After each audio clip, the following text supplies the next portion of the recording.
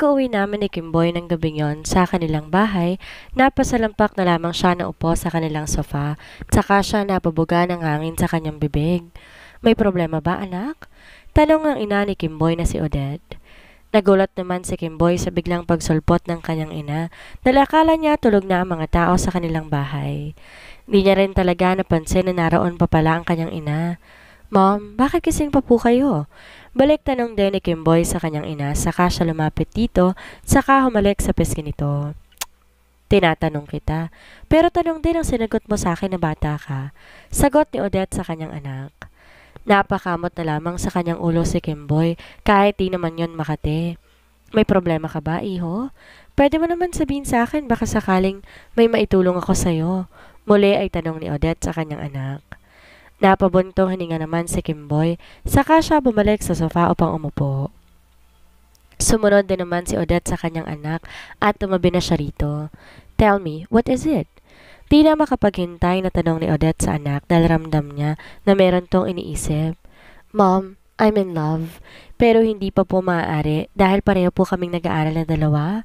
Malungkot na sagot ni Kimboy sa ina. Really? Sino naman ang maswerteng babaeng nakabingwit sa pihikan mong puso, iho?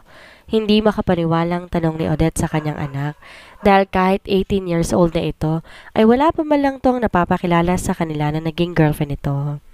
I'm in love with Nina Chua, pero kanina lamang po, nanggaling ako sa kanila upang formal na magpaalam sa mga magulang niya, pero mukhang ang gusto nila ay makapagtapos muna kami pareho sa aming pag-aaral.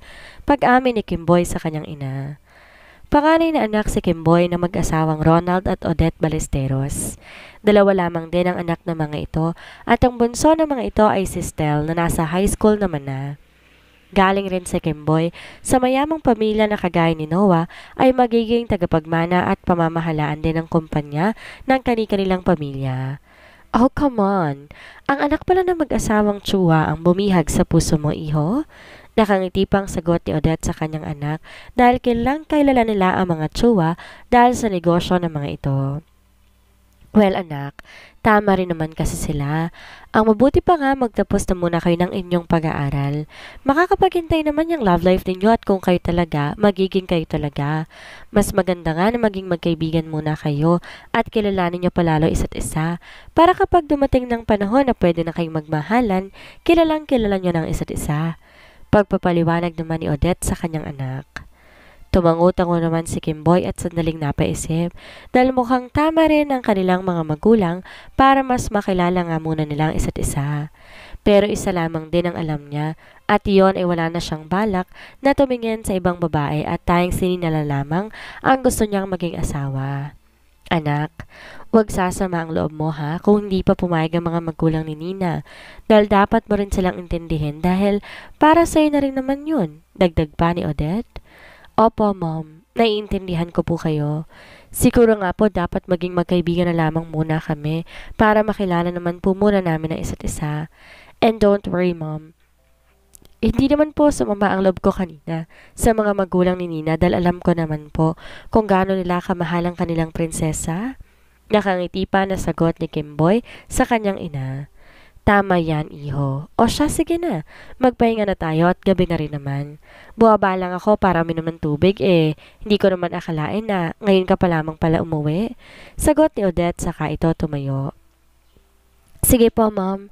Maya-maya aakit na rin po ako. Sagot ni Kimboy habang ang kanyang inay kumaway na lamang sa kanya at diretsyong pumunta sa silid ng mga ito.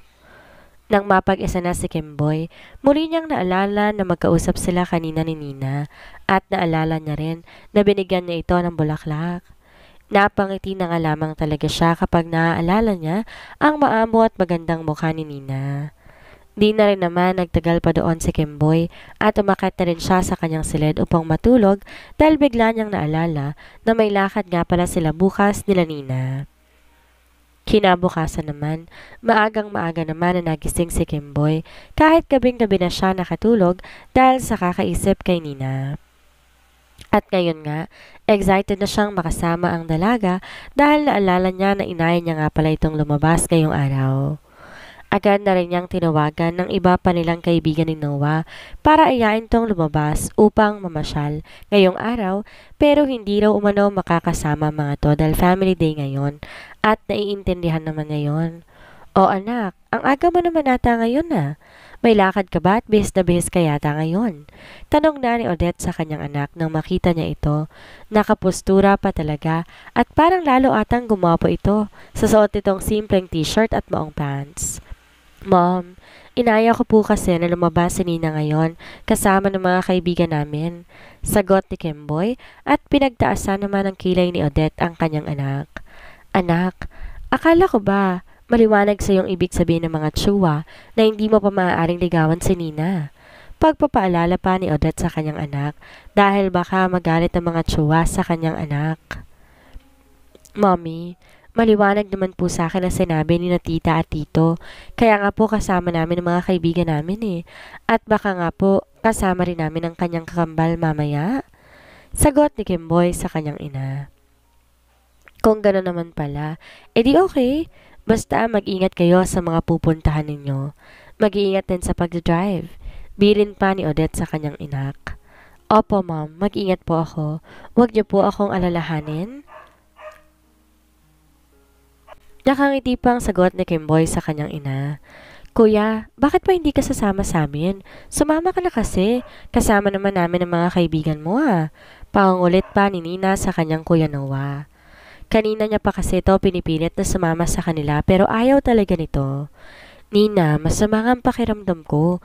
Gusto ko muna magpahinga ngayong araw. Kaya niyo na yan. Kayo na lang ang mamasyal. Bawi na lang ako next time kapag okay ng pakiramdam ko. Sagot ni Noah kay Nina habang siya ay nakadapa sa kanyang kama at di na talaga siya nag-abala pa na magmulat ng kanyang mata. Kuya naman eh, baka hindi ako payagan nila mommy at daddy kapag di kita kasama. Sige na kuya, please. Maktol pa ni Nina habang niyuyugyug pa niya si Noah para bumangon na ito. Natatakot kasi siya na hindi payagan ng magulang nila dahil nga kasama nila sila Kimboy. Kasama mo naman si Charmaine kaya papayagan ka nila mommy niyan. At di ka rin naman papabayaan ni Kimboy, kaya kampante naman ako na hindi sumama sa inyo. Sagot ni Noah dahil wala talaga siyang balak lumabas ng kanilang bahay ngayong araw dahil totoong napagod siya sa mga projects at activities nila sa school nitong mga nakarang araw, kaya gusto niya na munang magpahinga. Napasimangot naman si Nina dahil hindi niya talaga mapilit ang kanyang kuya Noah, kaya naman tumayo na siya at padabog na lumabas ng silid ni Noah. At agad na siyang bumalik sa kanyang silid upang kunin ang kanyang phone. Balak niyang tawagan na lamang si Charmaine upang tanungin kung anong oras ba ito makakarating. Nag-message na rin naman siya rito kagabi at sinabi niya na kung saan sila magkikita, kaso hindi pa to nasagot sa kanyang message. Nakailang dial pa siya sa number ni Charmaine pero dito nasagot kaya naman nagpa siya na lang siyang mauna siya sa lugar kung saan sila magkikita-kita. Nag-message din naman sa kanya si Kimboy at sinabi nito kung saan sila magkikita dahil akala nga rin ni Nina kasama niya ang kuya Noah niya kaya hindi na to pinapunta pa sa kanilang bahay. Naghanda muna si Nina sa kanyang pag-alis. Magsasapatos na lang naman siya dahil kanina pa siya bihis. Simpleng white t-shirt lang naman ang suot niya na fit sa kanya at naka-jeans lang din siya. Lutang na lutang naman ang magandang hubog ng katawan ni Nina dahil sa suot niyang damit. Pagkababa niya ng hagdan ay naabutan niya ang mommy ni Angeline sa kanilang sofa, nagbabasa ng mga magazine. Oh, ang aga mo naman yata anak, saan ang punta mo? Tanong ni Angeline kay Nina. Mommy, mamasyal lamang po kami ni na Charmaine. Sorry po, nakalimutan ko pong magsabi sa inyo kagabi. Sagot ni Nina sa kanyang ina. Ganun ba? O sige, basta mag-iingat kayo ha. Saan bang punta ninyo at sino mga kasama ninyo? Sagot ni Angeline, saka siya tumayo upang lapitan si Nina. Inayos niya ang buhok na nalaglag sa mukha ni Nina. Sa park po kami pupunta, Mom. Tapos po ay balak namin manood na rin ng sine mamaya. Sagot ni Nina. Mommy, kasama po pala namin ang mga kaibigan ni Kuya Noah ngayon. Pag-imporma pa ni Nina. Napakunot naman ang noo ni Angeline. Wala kaibigan ng kuya mo? Sino? Ano-ano Sila ba? Kimboy ba? Bakit di sumama ang kuya mo? Sunod-sunod pa na tanong ni Angeline. Opo, mommy sila. Kimboy po ang kasama namin. Kanina ko pa rin po pinipilit si kuya pero ayaw po talaga niyang sumama. Napagod daw po siya sa mga activities at projects sa school last week kaya ayaw niya pong sumama. Sagot naman ni Nina sa kanyang ina. Si Kimboy, sigurado ka? Tanong pa ni Angeline. Ngayon naman si Nina ang napakunot ang noo dahil sa tanong ng kanyang ina. Yes, mommy, si Kimboy po. Bakit po, ma'am? May problema po ba kay Kimboy? Sagot ni Nina. Napabuntong hininga naman si Angeline. Anak, may itatanong ako sa'yo. Anong tingin mo kay Kimboy? Okay ba siya sa'yo? Di na napigilan pa na tanong ni Angeline sa anak. Nagtataka namang napatitig si Nina sa kanyang ina. Si Kimboy po? Okay naman po siya. Mabait naman po siya. Sagot ni Nina. May problema po ba kay Kimboy, mom? Tanong na ni Nina. Wala naman anak. Sagot ni Angeline. Anak, may hihilingin sana ako sa'yo. Dagdag pa ni Angeline. Niyakag naman niya itong maupo na muna at agad namang sumunod si Nina dahil maaga pa naman. Ano po yun, mom? Di na makapaghintay na tanong ni Nina sa ina. Anak, pwede ba? Magtapos ka muna ng pag-aaral mo bago ka makipagrelasyon? Pasensya ka na anak pero sana maintindihan mo rin ako o kami ng daddy mo. Gusto kasi sana namin makapag-focus ka na muna sa pag-aaral mo. Sagot ni Angeline kay Nina. Bigla namang natigilan si Nina at pinakatitigan ng kanyang ina kung seryoso ba ito. Oo naman po, ma'am. Mag-aaral po akong mabuti kaya wag po kayo mag-alala dahil nagtatapos po ako ng pag-aaral at magkakaroon po kayo ng anak na doktor. Nakangiti pa na sagot ni Nina sa kanyang ina. Talaga anak? Salamat naman kung ganon. Asahan ko yan ha? Sagot ni Angeline dito at di niya na naiwasan pa na mapangiti dahil sa sinabi ni Nina. Ang akala niya hindi ito papayag, lalo na sa edad nito ngayon na mapupusok pa. Yes, mom? Sagot ni Nina. Mom, aalis na po ako ha? Baka naghihintay na po ang mga kasama ko doon. Pagpapaalam na ni Nina saka siya humalik sa pisngi ng kanyang anak. Sige anak, mag-iingat ka ha? Sagot ni Angeline. Tanging pagkaway na lamang ang naging sagot ni Nina saka tutuluyang lumabas ng kanilang mansyon.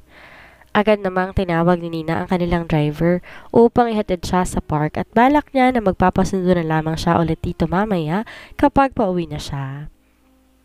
Pagkarating ni Nina sa lugar na sinabi ni Kimboy, ay nadatnan na niya ang binata na nakaupo sa isang bench doon, kaya naman agad siyang lumapit dito. Kimboy, kanina ka pa ba? Pasensya ka na han, nalate ako si kuya kasi ayaw magpapilit. Sagot ni Nina sa binata. Napatingin naman sa may likuran ni Nina si Kimboy at tinahanap ng mata niya si Noah. Nasaan si Noah? Hindi ba siya sumama? Tanong na ni Kimboy. Hindi eh. Ayaw daw niyang lumabas ng mansyon. Gusto raw muna niyang magpahinga dahil napagod daw siya sa ginawa ninyo last week. Sagot ni Nina. Napatango-tango naman si Kimboy dahil naiintindihan niya si Noah dahil kahit siya ay grabe din ang pagod. Pero binaliwala na lamang niya iyon dahil makakasama niya ngayon si Nina. Buti, pinayagan ka ni titang makasama kami kahit wala si Noah. Tanong pa ni Kimboy. Oo naman. May mga kasama naman tayo, di ba? Sagot ni Nina. Nasaan nga pala sina Carly at Timothy? Tanong pa ni Nina. Napakamot naman ang ulo niya si Kimboy. Ha? Hindi daw kasi makakapunta sina Simon at Timothy. Family day daw kaya hindi ko na rin pinilit pa. Sagot ni Kimboy at nagulat naman si Nina dahil doon. Ganun ba? Sige, sandali lang ha. Tawagan ko lang ulit si Charmaine. Itatanong ko kung nasaan na siya. Sagot ni Nina, saka siya lumayo na muna kay Kimboy. Agad naman na i-denial ni Nina ang number ni Charmaine at nakailang ring pa bago to sumagot. Girl, nasan ka na? Nandito na ako. Tanong ni Nina sa kanyang kaibigan. Hello, Nina. Naku, pasensya ka na ha. Di ako makakapunta ngayon. Nagkaroon kasi ng emergency si na Lola kaya kailangan namin silang puntahan ngayon. Pasensya ka na ha. Nawala na sa isip kong tawagan ka eh. Bawi na lang ako sa'yo next time. Sagot ni Charmaine wala sa kabilang linya. Ha? Ganun ba? Sige, ingat ka na lang. Kanda o talpa na sagot ni Nina, tsaka niya nalingon si Kimboy na naghihintay na sa kanya. Pagkababa ni Nina ng tawag nila ni Charmaine, napabuntong hininga na lamang siya, saka siya lumapit muli kay Kimboy.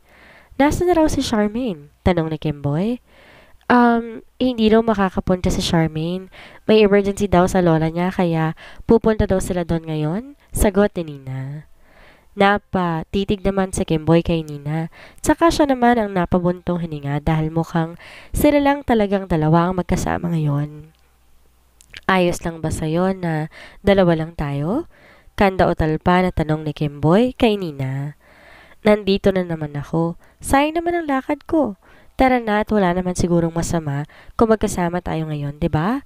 Teka, baka may magalit ha? Baka magalit ang girlfriend mo. Sagot ni Nina dito. Wala akong girlfriend, Nina. Pero may babae na akong mahal. Kaso hindi ko pa siya pwedeng ligawan sa ngayon dahil pareho pa kami nag-aaral. Pero handa ako maghintay sa kanya. Nakangiti pang sagot ni Kimboy kay Nina. Ha? Ganun ba? Ang swerte naman ng babaeng mahal mo at kaya mo siyang hintayin. Sagot ni Nina at pilit nitong na pinapasigla ang kanyang boses pero sa kaloob-looban, nalulungkot siya dahil may mahal na pala si Kimboy. Ano na? Tara na. Wala naman na pala tayong hinihintay eh. Pag-aaya na lamang ni Kimboy dahil baka makalimot siya at umami na siya sa dalaga. Sige, tara na. Nakangiti naman na sagot ni Nina. Agad naman na silang umalis doon at nagpunta na muna sila sa mall para manood ng sine. Nag-message na rin si Nina sa kanyang kuya Noah at ipinaalam niya rito na sila lang dalawa ang magkasama ni Kimboy. Ang tanging sagot lamang din naman ito ay mag-ingat daw sila. Pagkatapos silang manood ng sine, doon na rin sila kumain ng lunch at namasyal pa sila sa isang amusement park na malapit lang din sa mall na iyon. Halos buong hapon naman na magkasama sina Kimboy at Nina. Pareho pa silang masaya dahil magkasama sila pero hindi nila maamin sa isa't isa ang tunay nilang nararamdaman para sa isa't isa. Ang saya naman ng maghapon na to. Wala sa sariling nasambit ni Nina habang pauwi na sila ni Kimboy. Iyahatid na lamang din kasi siya ng binata dahil sila lang naman dalawa magkasama. Talaga? Pwede namang ulitin natin to sa susunod kapag hindi na tayo mga busy. Nakangiti rin naman na sabi ni Kimboy. Sige, next time ulit ha, sagot ni Nina. Sakto namang nasa tapat na sila ng mansyon nila Nina. Bumaba naman na muna si Kimboy upang pagbuksan ng pinto si Nina. Salamat, sabi ni Nina, tsaka siya bumaba sa sasakyan ni Kimboy. Di na rin naman nagtagal pa doon si Kimboy at umalis na rin siya kaagad. Nahihiya kasi siya sa mga magulang ni Nina dahil baka kung ano isipin ng mga yon. Gayong nagkausap na sila kahapon na hindi niya muna lulugawan pa si Nina. Di rin naman kasi nila sinasadya na sila lamang palang talagang dalawa ang magkasama ngayon. Pagkaalis ni Kimboy, agad na rin pumasok sa loob ng mansyon nila si Nina habang ngiti-ngiti pa ito. Ngunit nagulat na lamang siya na may biglang nagsalita papasok sa loob ng mansyon. Mukhang ang saya-saya ng prinsesa namin ah. Grabe ang iti, abot hanggang tenga. Pangaasar ni Noah sa kanyang kapatid habang may nakakalokong iti sa labi nito. Kuya naman eh, bakit ba nanggugulat ka? Ines na sabi ni Nina, tsaka niya inirapan ng kuya Noah niya dahil panira na magandang mood ito at talagang nagulat siya rito dahil hindi niya talaga ito napansin kanina. Hindi mo ba man lang ako napansin dito? Iba talaga ang nagagawa pag in love. Nina, binabalaan kita ha. Magtapos ka muna sa pag-aaral mo. Sagot ni Noah. Oo kuya, alam ko naman yun eh. Masaya lang ako ngayon kasi nakapamasyal ako maghapon. Sagot ni Nina, nangiti-ngiti na naman. Ang sabihin mo, sadyang nag-enjoy ka lang na makasama si Kimboy. Sige na, umakyat ka na sa kwarto mo. Sabi ni Noah, tsaka ito tumayo upang umakyat na rin. Sadyang hinihintay lang niya ang pagdating ni Nina, kaya siya naroon sa sala. Agad namang sumunod si Nina sa kanyang kuya Noah at ikinawit pa niya ang kanyang braso sa braso ng binata. Matuloy namang lumipas sa mga araw. Naging maayos naman ang lahat sa pagitan nila Nina at Kimboy. Naging magkaibigan na rin sila at madalas nga kasama rin nila sina Noah at Nina at Charmaine. Himala yata at wala mga bantay mo, sabi ni Cyrus kay Nina nang lapitan niya ito dahil napansin niya na hindi nito kasamang kakambal nito. Dating crush kasi ni Nina itong si Cyrus pero simula nang dito sumipot nung libo niya, si Kimboy ang nakapartner niya na baling ng atensyon ng dalaga kay Kenneth. Matagal na rin kasing pinagsasabihan ni Charmaine si Nina na parang gustong gusto nitong si Cyrus na naghahabol sa kanya si Nina kaya naman itong mga nakarang araw hindi na to pinapansin ng dalaga. At ngayon naman ito ang naglalalapit sa kanya kaso hindi naman makaporma dahil nga laging kasama nito ang kanyang kakambal. Anong kailangan mo? Mataray na tanong ni Nina dito. Ang sungit naman ng baby girl ko. Nagtatampo ka ba? Dahil hindi ako sumipot nung dibo mo? Nakangisi pang sabi ni Cyrus sa dalaga. Wow, palaban ka na rin pala ngayon. Samantalang dati gusto mo akong lapit-lapitan. Nakangisi pa na sambit ni Cyrus. Alam mo, kung wala kang magawa, wag mo akong pagdiskitahan dahil wala akong time para sa kalokohan mo. Mataray pa rin na sagot ni Nina. Yan ang gusto ko, palaban. Sabi ni Cyrus saka siya tumingin sa mga kasama niya na nakangisi na rin habang nakatingin kay Nina. Hoy Cyrus, tantanan mo nga si Nina. Wala ka na namang mapagtripan ha? Sabat na ni Charmaine. Pwede ba? Huwag ka na lang makisali pa dito. Sagot ni Cyrus kay Charmaine. Inirapan naman to ni Charmaine. Tara na nga Nina, baka masira lamang ang araw mo rito. Sabi ni Charmaine kay Nina, tsaka niya ito hinawakan sa kamay. Pero mabilis itong si Cyrus dahil hinila naman ito ang kabilang braso ng dalaga kaya kamuntik na itong mapasubsob. Anong ginagawa mo sa kapatid ko? Galit na sigaw ni Noah na makita niya ang ginawa ni Cyrus kay Nina. Akmang susugurin na sana ni Noah si Cyrus pero nagulat na lamang siya nang bigla na lamang sinugod ni Kimboy ito at binigyan ng malakas sa suntok sa panga. Kaya naman, nabitawan ito si Nina tsaka ito natumba sa sahig dahil sa sobrang lakas ng pagkakasuntok ni Kimboy. Sira ulo ka? Piliin mo ang pagtitripan mong hayop ka. Ines na sabi ni Kimboy tsaka niya to tinadyakan. Ayos ka lang ba? Baling naman kaagad ni Kimboy kay Nina. Napaawang naman ang bibig ni Nina dahil sa ginawa ni Kimboy kay Cyrus at nanatiling nakahiga sa sahig habang hawak ang tiyan nito na tinadyakan ni Kimboy. Bakit mo yun ginawa? Baka pagbalingan ka ng grupo nila. Nag-aaral lang tanong ni Nina kay Kimboy dahil hindi siya makapaniwala sa ginawa nito kay Cyrus. At natatakot siya para dito dahil pagdidiskitahan to ng grupo ni Cyrus. Tama lang yan, sa gago na yan. Sagot ni Kimboy, tsaka niya sinamaan ng tingin si Cyrus. Okay ka lang ba? Muling tanong ni Kimboy kay Nina. Tanging pagtango lamang naman ang ginawa ni Nina bilang sagot niya rito. Di naman na nilapitan ni Noah ang kanyang kapatid dahil mukhang may tagapagtanggol na ito ngayon. Napapangiti na lamang din siya dahil ibang klase rin pala tong kaibigan niya kung magmahal at mukhang magiging panatag siya sa kanyang kakambal kung ito ang makatuluyan. Habang si Charmaine napapatas na lamang kilay dahil sa ginawa ni Kimboy kay Cyrus. Inaya naman na ni Noah ang kanyang kapatid at mga kaibigan na umalis na doon para hindi na lumala pa ang gulo. Habang si Cyrus, tinulungan pa ng mga kaibigan niyang makabangon dahil namimilipit pa ito sa sakit. First time kasi nitong masapak ng ganon kalakas. Humanda kayo sa akin, gagantihan ko kayo. Gigil na sambit ni Cyrus habang nakatingin kina Nina na papalayo na.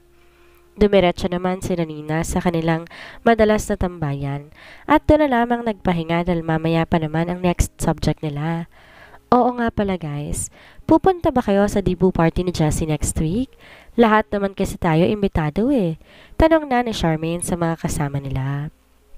Ha? Kayo ba? Kapag pupunta kayo, edi pupunta na rin ako? Sagot ni Nina. Napatingin naman sila sa gawin nila Noah. Gusto niyong pumunta, no? O sige na, pupunta na tayo. Napipilitang sagot ni Noah. Dahil wala sana siyang balak pumunta doon, kaso kita niya sa mukha ng magkaibigan Nina at Charmaine na gusto nitong pumunta. Alam kasi ni Nina na hindi siya papayagan ng mga magulang nila kapag hindi niya kasama ang kuya Noah niya, lalo na't mag-overnight sila doon. Yehey! Thank you kuya! Tuwang-tuwa na sagot ni Nina sa kanyang kapatid, sa kanya ito niyakap. Nakatingin naman si Kimboy sa magkapatid at napapangiti na lamang siya dahil sobrang sweet talaga ng kambal na ito. Si Jessica kasi kaklase na nila noon pang mga elementary sila. Nagmula rin to sa mayamang pamilya at naging kaibigan din to nila Nina. Pero na mag-college sila, sa ibang eskwelahan na to nag-aral kaya hindi na nila ito nakakasama madalas. Ilag din kasi si Noah dito dahil umamin nga ang dalaga na may gusto to sa kanya. Kaso wala pa naman balak si Noah makipagrelasyon dahil nga gusto niya muna makapagtapos ng pag-aaral dahil alam niyang darating ang araw, ipapasa na ng kanyang ama sa kanya ang responsibilidad ng kanilang kumpanya. At isa pa sa dahilan niya, hindi rin si Jessie ang tipo ng babae na gusto niya. Magkakilala rin ang pamilya nila dahil nga pare-pareho namang nasa mundo ang mga to ng pagnenegosyo kaya hindi rin talaga nakapagtataka na maging magkakaibigan sila. Nina, sabay na lang ako sa inyo ha? Sabat na ni Charmaine. Sure, wala namang problema doon. Nakangiti namang sagot ni Nina dito. Tahimik lamang naman na nakikinig ang mga lalaking kasama nila. Sa totoo lang, ayaw naman talagang pumunta ng mga ito roon dahil hindi naman sila mahilig sa mga ganoong party. Mas gugustuhin pa nga nila na tumambay sila maghapon kaso napilitan na lamang din sila na sumama para kila Nina.